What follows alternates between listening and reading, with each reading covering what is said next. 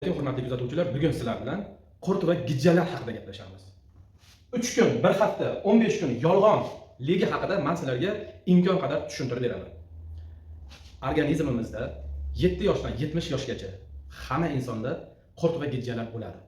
Qurt va gijjalar albatta bo'ladi. Buni tozalab turilmasa organizmda soch to'kilishligi, terini xiralashib ketishligi, har xil toshmalar, teri kasalligida jamiki hamma turi organizmda qurt va gijjalarning ko'payib ketishligi natijasida kelib chiqadi. Tushuntirib o'taman. Biz yegan ovqatdan ichimizdagi qurt va gijjalar o'shandan ovqatlanadi. Ovqatlangandan keyin xuddi biz yegan ovqatimizni ishlab chiqarganimizdaqangi qurtlar ham xuddi shunaqangi hidi chiqaradi. Biz tashqariga chiqarsak, ular ichimizga chiqaradi. Yegan ovqatimiz foydali, chiqarganimiz zararli. Qurtlarki ham foydani yeyapti-da, zaharni ichimizga chiqaryapti. Mana shuni oqibatida jamiki teri kasalliklari kelib chiqadi va boshqa kasalliklar.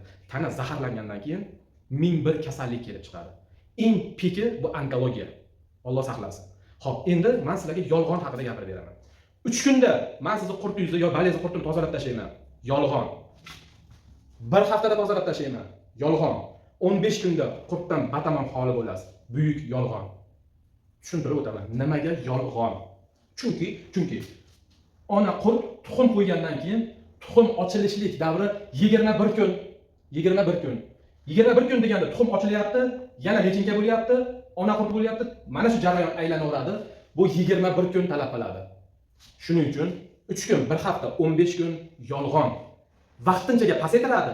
1 hafta 10 kundan keyin yana takrorlanib ketaveradi. Uzoq bir oyda yana xuddi eski holatga qaytaveradi. Chunki bular ochilib chiqib, yana ko'payib ketaveradi. Bulardan qutulishlik uchun bizga ro'ppa-rosa 1 oy vaqt talab qilinadi. 1 oy. Endi qaranglar, mana shu joyini diqqat bilan ishlaylar. 3 kun, 1 hafta, 15 kun deganlar, ayniqsa mana 3 kun, 1 hafta deganlar juda ham kuchli dozada beradi.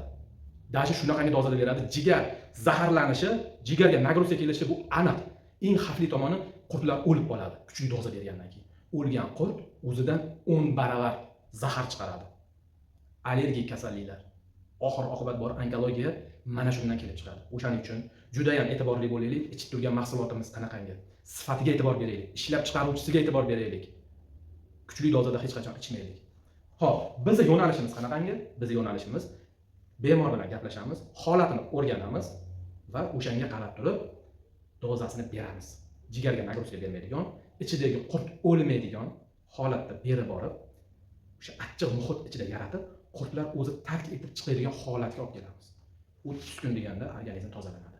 Yoshi kattalarga 1 yilda 1 marta kami, yoshlarga 1 yilda 2 marta shunaqangi qurt va gijjalardan tozalanib turishlik tavsiya qilinadi. Yana ham to'liq ma'lumot kimga kerak bo'lsa, ofisimizga kelinglar. Haftaning ma'lum bir kunlari bor. O'sha kunda sog'lik konsepsiyasini o'tamiz, ya'ni sog'lik yo'lini o'tamiz. Shu yerda sizlarga bepulga, chin dildan jamiyat yaxshilanishligi uchun, sog'lomlanishligi uchun sizlarga o'z bilimlarimizni beramiz. Nimalar qilish kerak, nimalarga rioya qilishlik kerak va yuzma-yuz gaplashishlik mumkin bo'ladi. O'shanda bemalol gaplashib, har qanday muammoni yechsa bo'ladi. Kuzatishda davom etinglar, aloqaga chiqinglar, sog' bo'linglar, salomat bo'linglar.